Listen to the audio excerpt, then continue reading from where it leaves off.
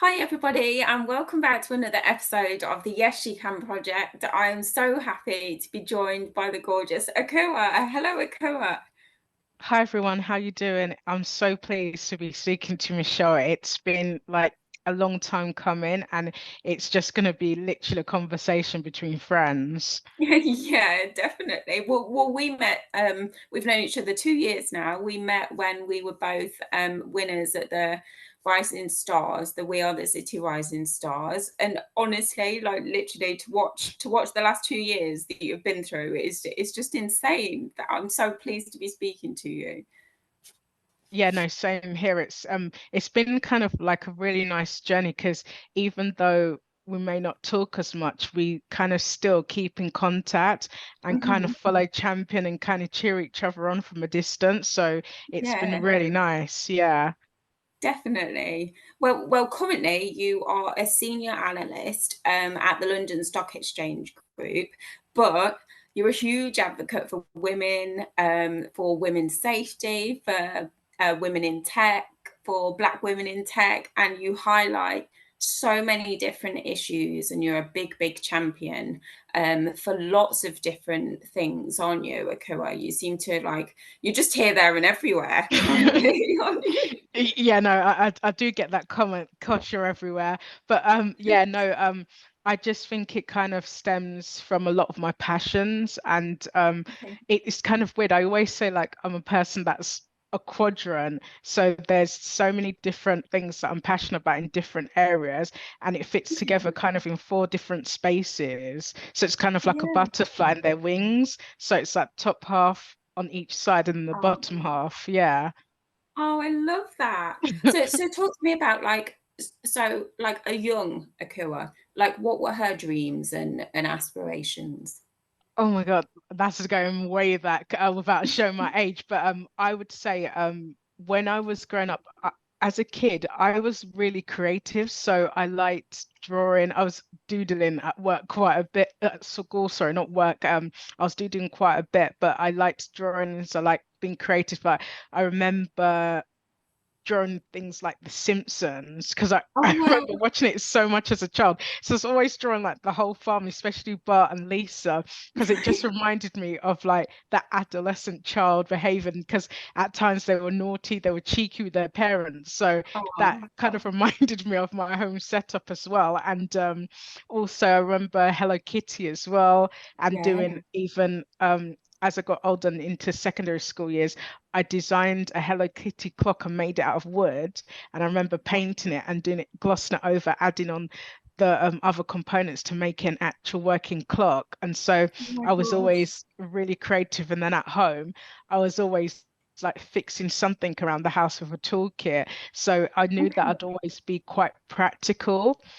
Yeah. But I'd say as I was getting more into my teenage years, um, I learned a lot kind of through my grandparents. So this was on my mother's side, and they passed away when I was in my teenage years. So um, Oh, yeah, just from that, I think I learned a bit about empathy and how to care for others from that kind of yeah. age. And I also remember when this was when I was very, very young.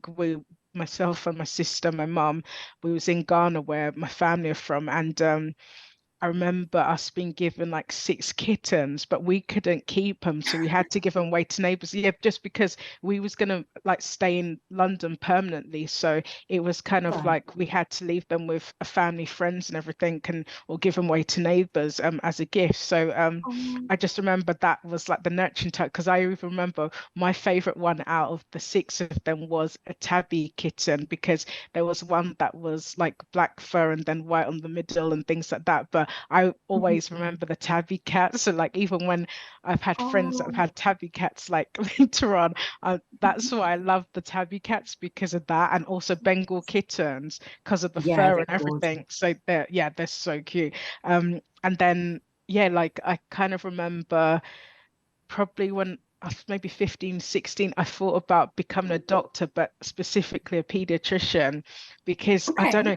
something about it, and kind of being in a ward and there'll be kids and stuff, that I thought like I was gonna be a doctor that was like had a really cool cape or something, that was on like roller skates that light up. I had some weird imagery in my head, I don't know why, Oh, but that's how I kind of saw myself, like the fun doctor on the ward. And yeah, oh. after I woke up to reality, and that's kind of when I started more thinking about going into tech and what area of the tech space as well. Okay. So, well, so you've always had that passion for helping, like the one that helps really, if that's the sort of career that you saw yourself in. Like how difficult was it for you to get into tech as a woman? I've got to say, it was tough. I just remember, especially when initially before I started to get a role within technology itself, I Mhm. first looked at enlisting with the army because I wanted to do kind of a dual role where I do kind of emergency relief abroad and then also learn the tech space of it in terms of intelligence. So to be an intelligence officer, but my parents kind of was just like, you're not joining the army and all this stuff. So I was just kind of like, okay, like I'll try secretly without them finding out. But then it was funny. I just remember that I for some reason when I first filled out the application, I gave my home number rather than my mobile. So then Oh my no, parents just like, first what are you mistake. doing? Yeah, I know, rookie mistake, a rookie mistake. All I'm telling you, never do that for anyone listening. But yeah, and then when that kind of dream went for about a year or so, I started looking for roles in technology, but it was so tough because every time I was applying, they were saying that you don't have the experience, or that there was always an excuse. But I was like, I did a 4-year degree that was Yeah. based on technology, and it come under the computer science bracket. And I even Hmm. did a year in industry. So I'd actually worked at Rolls-Royce Motor Cars and BMW. So I remember even one of my memories from my placement year was Lewis Hamilton was starting at a Honda. So he was Okay. racing with them and things like that. And I kind of thought like, okay, being in that kind of role would help me when once I leave university and finish my final year. But it took Yeah. so long to find a job as well because we also had the massive recession too. So that didn't Hmm. help. And then yeah, it just got harder to find a role. And at one stage I was just like, am I ever gonna get a role in technology? But I just Bless you. persevered. I was just kept applying to places, but I was trying to be intentional. I didn't just apply for every technology role. I was like, okay, if I want to go into infrastructure, be some kind of system support, that's where I'm Hmm. gonna make my mark and keep working towards that. Because one thing I would say is sometimes there's some people that want a career and they go, okay, I want to get into this industry, but they haven't really looked at what role specifically in the industry, because it's no point Right. just applying for different, because then that means you've got to tailor another like 6, 7, 8 different CVs so that you can apply Hmm. to that specific role. But the key thing I think is to get into any industry, any career, you got to be intentional. Like look at what roles would suit you, and it's not only just by the credentials you could bring by your qualifications, but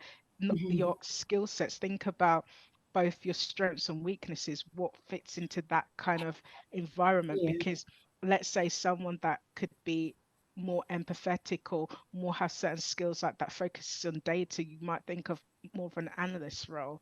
And just Hmm. things like that is so important because that's then how you'd really own in and then get the role that you want or you deserve because you're being so intentional. Yeah, and what you can bring kind of personally as a person, I think let's not forget that kind of thing. Not only is the qualifications on paper excellent, but what can you bring as a human being to the role and their team? Exactly. Yeah, no, definitely. And it's kind of also when you're looking for a role in the companies, like I remember having a Trello board like a couple of years back, but even prior to that, I did have like a list of companies that are like what we call my dream companies. And those are the Oh, companies that, oh my God, if they offered me a job tomorrow, I would take it. And then I looked at other companies, like companies that, yeah, I've seen them do great things for afar. So those would also be places that I may apply to at some point in my career. And then I did kind of a wish list of roles and then a list of kind of roles that, yes, I'll be content with working there and it'll be a sideways move, but still, hmm. these are not kind of where I'm stopping myself. I want to Yeah, aim higher. yeah, definitely. So Akua, you've been cited as one of the huge driving forces when it comes to diversity, equity, and inclusion in your workplace at the London Stock Exchange Group. How important do you think that it is to start these conversations? Was there anything in particular that led you kind of down that path where you knew that it was something that you wanted to implement and help to make changes? Yeah, I would say I never expected to kind of work with employee resource groups and some of our Hmm. D&I networks. And to be honest, I kind of got into it through other people that saw some of Okay. the activities I was doing, and they kind of said to me, "You'll be good for this. Like, do you want to join this network? Do you want to take part in this community initiative?" And it just grew Hmm. from there. So, for example, I started at LSEG back in July 2019. So this was about 6 months or so before everything happened with the pandemic. And I Yeah. remember one of my colleagues. So when I first joined, I was the only woman in my team for the Gosh. London office or even EMEA as a whole. Because yeah, I'm just thinking back. Yeah, we had no other women in our team, and our team was a team of maybe 12 to 15 people. I can't even remember the Hmm. exact numbers, but including my managers. And I just remembered, like, in the first meeting, I was like, what the hell have I got into? And it wasn't Oh, because of the workplace. I was just kind of like, how could I be the only woman in the team? And yeah. stuff like this is key things you should also ask at interviews, because I think it shows not only the culture of the team, but you've got to ask questions. Why is there no other woman in the team as well? Yes, I know it's Yeah. male dominated, but you would think there's a nice mixture, even if it's not 50-50, because you go to Hmm. expect that. But why is there not more than one other in your team? Yeah. And I just remember kind of going, okay, this kind of needs to change in my head. Challenge Yeah. accepted. And I love yeah, that. no, seriously, challenge accepted. And then I kind of yeah, I remember sitting with some of the events team at the time, and I'm still really good friends with some of them, even though some of them now left the company. But there was a few in particular, like she wouldn't mind saying her name, Ella Morgan, and I remember she was doing working with our foundation team at the time, because she was in a placement year here. And I remember she was mentioned something about UNICEF doing this water walk. So you walk about Okay. 5 miles every day to kind of mimic what a child abroad does to get Hmm. water. And so I Yeah. remember Ella introducing me to that and getting me involved in that. And so I did that challenge with her. And then later on, another colleague, Sarah Hepworth, she was part of our Wellbeing Forum, and she introduced me again to doing activities linked to social purpose. So social purpose is more community and kind of philanthropy or Okay. volunteering initiatives.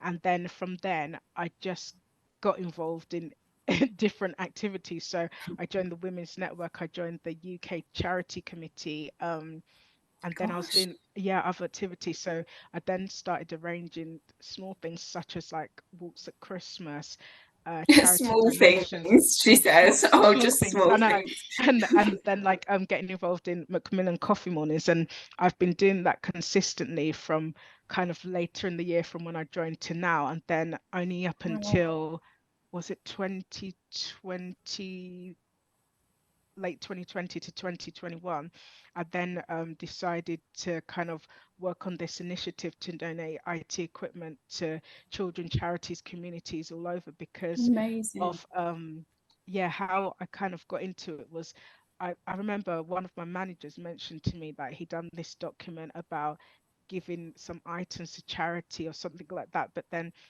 it just wasn't like the dial wasn't changing, nothing seemed to be happening. And I remember Hmm. reading this, but it's strange because sometimes it's like I'm telepathic, and I have similar ideas to other people, just haven't Yeah. talked about it. And I remember saying to someone, like, I've been like monitoring this kit through in the pandemic, etc. I was just like, we've had a lot of stuff in storage for a while, why don't we just donate this to charity? And someone Yeah. was like, oh, but they've tried to do this. And I was like, but then what happened with it? And they was just like, oh, but this, so like they started it, but I don't know why it just didn't happen for whatever reason. So I took it on Hmm. board, and I was just like, okay, I'm going to Challenge send it. accepted. Yeah, again, challenge accepted. No, because sometimes I just think like I'm a person of action. I just don't see the point in kind of going, okay, it didn't happen, but you look at the variables and why it didn't happen. What can you Yeah. do to change it? And so, Hmm. yeah, I then kind of looked at, okay, what charity has he like engaged with? What other charities could we potentially look at if this one won't work? And then I kind Yeah. of use some of my connections from the British Computer Society, have like they do donations to charity going to Malawi and places like that. And yeah, I Wow. just did a bit of research, and then I spoke to someone from finance about. I spoke to the key stakeholders in the business that would have a say in the matter, also legal, Hmm. because when you're dealing with giving items to charity, you still have to have legal disclaimers signed to say that the charity is receiving this. What happens Yeah. in case of XYZ? Hmm. Liabilities come into it as well. So there was tax, there was so many different entities that I spoke to. And I think within probably, I don't know, 6 months of starting it up, like I got like sign off, so I had to go through certain approvals with cybersecurity and other teams, but it just Hmm. happened, and like I was so happy about it. And I've got to say one of the key people in this was one of my colleagues again who doesn't work here anymore, Sarah Lucas, because I remember I literally went to her with an idea, and I need someone in the business that's exco level to help me kind of get this over line to sponsor. And Yeah. she spoke to someone who she worked with at exco level, and then my other colleague Sarah Hepworth spoke to another exco member, and they got helped me get them on board. So I did a proposal Amazing. in terms of a document presentation. I was like, this is what we could achieve with XYZ. So it was me Oh my forecasting to goodness. no, because honestly, I was just like, I don't want it to be a one-off. I want it to be Yeah. something we sustain. And up until this day, we're still doing it. Just a couple of weeks ago, we donated 120 devices to about 8 different charities and communities. And it Oh wasn't my even just goodness. here, it was abroad, because we had a small kind of amount that was donating. So we do an audit on this every quarter, but it was kind of like just that. It was kind of like, it wasn't a case of me saying that, oh, I want to do this and that's it. I kind of was like, okay, Hmm. how can I go about doing it? And the thing is, for me, I did my research. I had to learn so Yeah. much stuff, things along the way in terms of how do I do this proposal? What are the other entities and things involved? What I had to look at so many different things, legislations in different countries, because even when you look at Europe and then compare it to North America's Asia Pacific areas, they do things differently. Their Yeah. laws and legislations, tax, everything comes into it. So we have to look at, can we donate this stuff and then also be sustainable? So that Yeah, means not definitely. sending things from the UK or items from the UK abroad because of the cost. Then you got to look at customs, etc. And so Hmm. it kind of just went through a whole cycle. And so we've managed to sustain that up until now, and it's still ongoing. And That's for me, amazing. that, you know, do you know what, that I think that was like one of the key turning points here, where I think a few people started to take notice, going, she's the real deal, because she Hmm. said that she'll take it on. And I even said that if it goes wrong, I will take a hit. I'll take the fall. Because the Wow. thing, no, because I did, because I said, like, I, it's not only that I back myself, but it's more of a case of I'm going to work so damn hard to make Hmm. sure that it's a success, because I'm not doing this for me. I'm doing this for that kid that has to go to school, has no laptop. It's always about, Oh, for me, what the communities that we're serving or trying to help out get out of it. It's not a case yeah. of, oh, just for us to have a good rep. It's not about that, because there's so Hmm. many people in this world, so many kids that have to travel far, that don't have resources. There's even buildings in different countries, like I can use an example of Peru, where, like, I know someone who was out there with a charity. They had a building and they're trying to set up resources, but you have to think of, they need electricity, they need like stable infrastructure. And Hmm. if we could help by giving them equipment, and then they work out some of the logistics for it, we've kind of helped them get 50% there. But it's like, Yeah. we live in a world, and I think that we're sometimes so afraid to just do the right thing. It's about giving, if we're not using the items, why keep them in storage for years and years when we can Yeah. give it to someone who can learn from it? We even gave Hmm. items out to some of the refugees from Ukraine that was in Poland and Wow. Ireland. But it's kind of Hmm. like, I sometimes posted on LinkedIn and said, like, does anyone need kit here, there, or whatever, and then try to Mhm. see what I could do, because not like a lot of this stuff I was doing single-handedly in terms of the main trying to get it somewhere, get the contacts together. Yeah, But I had so many other people helping in terms of the amazing courier team where I worked, the labor team that helped me move equipment, some of my colleagues that helped me package equipment and help get it to places. It amazing. was like so many people that were so pivotal in it. But it's kind of like if they didn't believe what I was doing, it never would have got Mhm. to the stage it was at now. Yeah. Gosh, everyone needs an Akua on their team, don't they? I don't think my manager thinks so, but You need to I'm clone joking. yourself. But yeah, It's so Akua, like aside from even just that thing that you were doing and that you were involved in, you really champion neurodiversity in the workplace as well, don't you? yeah. How important do you think it is that other workplaces do the same, and kind of learn about neurodiversity and how they can help their neurodivergent employees? Yeah, I think it's so important because I remember even when I first joined LSEG as a whole, like we was doing a lot in terms of, or to a certain degree, on disability accessibility, but it was Mhm. more a case of like I remember reading an article about top neurodivergent women in the UK set up by a lady called Emma Case. So it's by Women Beyond the Box, a company, and it was so important because I remember reading stories of all these amazing women that live in the UK, and so many of them had some kind of challenges or barriers, or where Yeah, some had been diagnosed when they was younger, and then they were still facing challenges in the workplace, where it's kind of people didn't see the gift and their strengths that they could bring yeah. to the workplace. And that's kind of like, once I read that, I was kind of like, I don't want to say a challenge accepted again, but You should. this kind of things give me ammunition where I find that Mhm, there's a gap or something can be done. I'm kind mhm. of like, but why haven't we done it yet? And for Yeah. me, I'm a solutions-based person. It's not about Mhm. trying to go over what hasn't been done. It's more what can now be done. What can we do Yeah. going forward is so important. And so I remember I was talking to someone and I read something on our internet, and I was like, oh, we've got an ability network. But I didn't at Mhm. the time see too much activities from it. So I said to them, look, I'm not looking to take anyone's role here. I just want to help. What can I do? Yeah. So I remember creating a resources page, what's a couple of pages, and it had things on there like podcasts, articles, books, and it was for both adults and parents so that people Okay. could use it as resources going forward. Like if they wanted to know more about neurodiversity, I Mhm. remember speaking to Genius within CIC, Emma Case, a lady called Remy Ray from the Diverse Creative CIC, about like how we can help more people in the workplace. And they all was kind of so pivotal in terms of me learning more, because I didn't know enough about it. But again, I did my own Okay. research. Kimberly Crenshaw, which is an amazing lady, talks about intersectionality as well, and that is so pivotal on it, because it's not just a case of neurodiversity, it's about how it affects different communities at different stages of people's lives as well. Okay.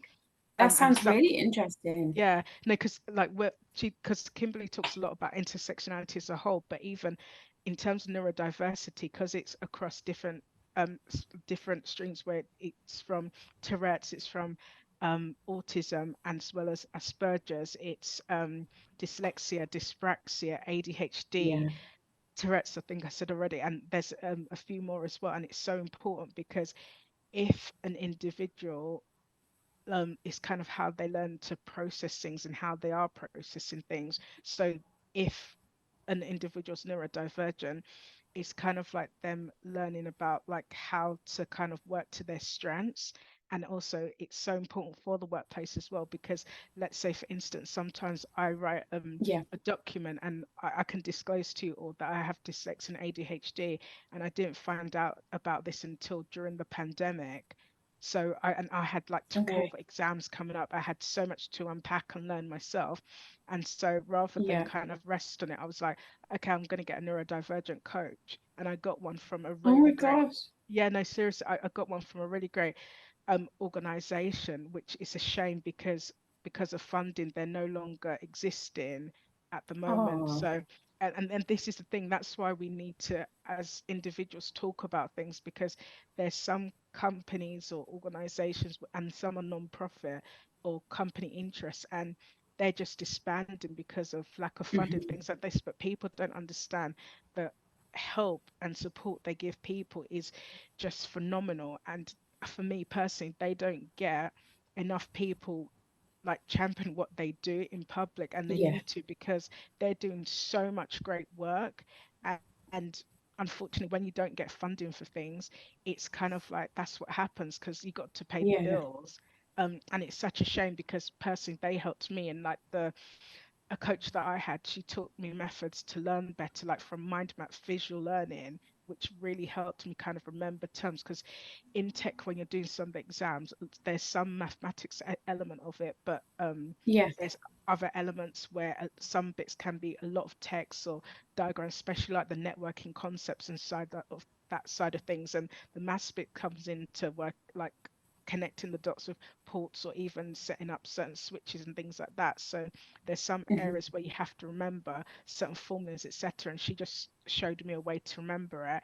And I use Oh, a lot of wow. color, yeah, and I use color coding as well. So with color coding, like let's say I would have like different color pens out, and then it helps me remember certain things, like from the titles, Mhm. and then do the links in my head. And I found it was so valuable. So I personally feel like yeah, like having these kind of communities or organizations are so pivotal. And yeah, it's just from then, that's how I got more into the accessibility space at LSEG. It was just by me literally just Amazing. reading an article and stuff like that. And then they asked me to join and kind of do a lot of the items in the London office. So I did the first event, which was a global event, and I think we had like near to 200 odd people so join it. And then I just went Wow. from there doing event after event and awareness days and things like that. So yeah, Oh, amazing. Like yeah. literally, Akua, I could sit and talk to you for absolute hours. And I want people listening to really take the time out and really go and follow you and go and see what you're up to, because there's so many different layers to what you do, Mm, and the people that you help, and you're a mentor, you're an ambassador, you do so much work. But in terms of I know that we're short on time at the moment, but in terms of like you, what's like the big dream? What would you really like to see happen in the future? do you know what? I've always like, when if someone asks me like what do I want to do in the future, I definitely want to work more with some women's charities like Rosa Fund, even maybe 50/50 Parliament.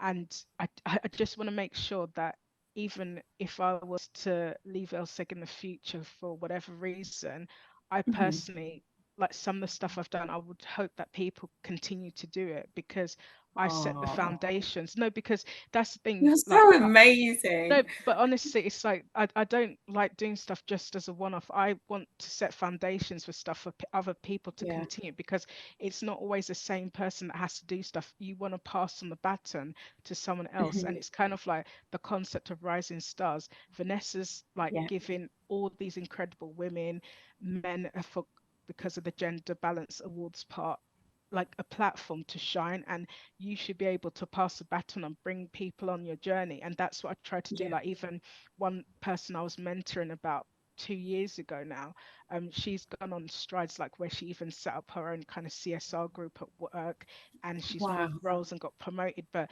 she's amazing, and she's such an amazing individual. And like I know she might like kill me for saying this online, but she doesn't know how amazing she is. And I remember at first when we was Oh. talking and stuff like that, she like I remember sitting back, and after our call I was just like, she's such a special individual.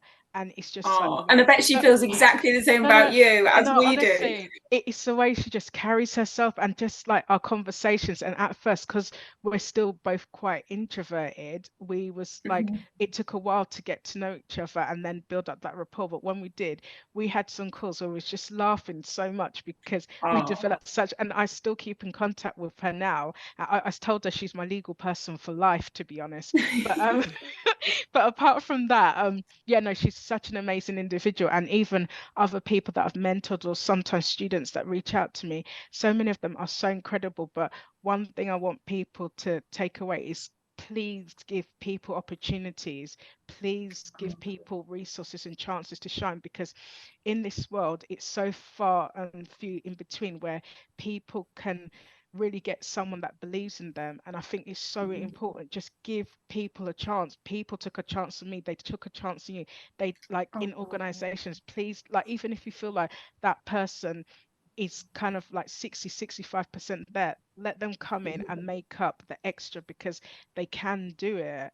Just, Yeah. they just need someone to instill that in them. And for me, the dream, I would say, is kind of like maybe even doing my own foundation, but I want to work with continue work with as many charities as possible.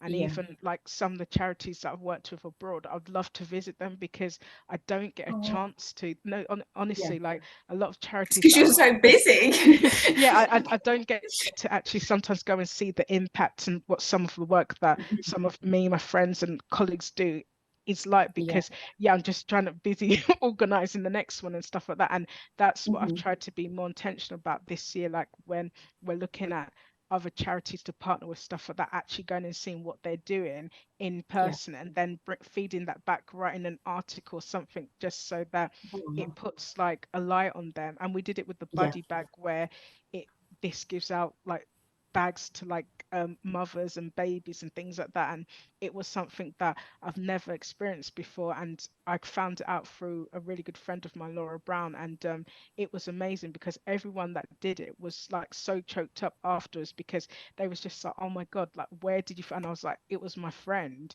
And that's why Oh, it's good to also talk, because yeah. you find out a lot more things for other people. And even I remember there was like one of our AV guys, he's gonna kill me for saying this, but like he come in the room and he saw what we was doing, and he was just like, where did you find this charity? And he was literally like, this is just one of the loveliest things I've ever seen.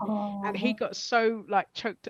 That's all of us did, because we was just like, how like the lady and the founder behind it, Karen, she's amazing, and the whole concept behind it. And I hope people keep like working and volunteering for them, because they're yeah. amazing.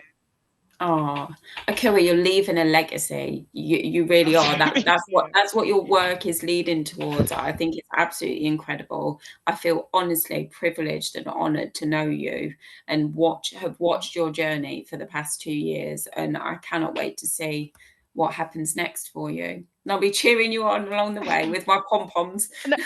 No, no, but like what people don't know is like even in our community, in our cohort, a lot of us have known each other for a few years now, and even though we don't get to see each other, like we or sometimes not in the same room, like we have Mhm, so much admiration and support for one another.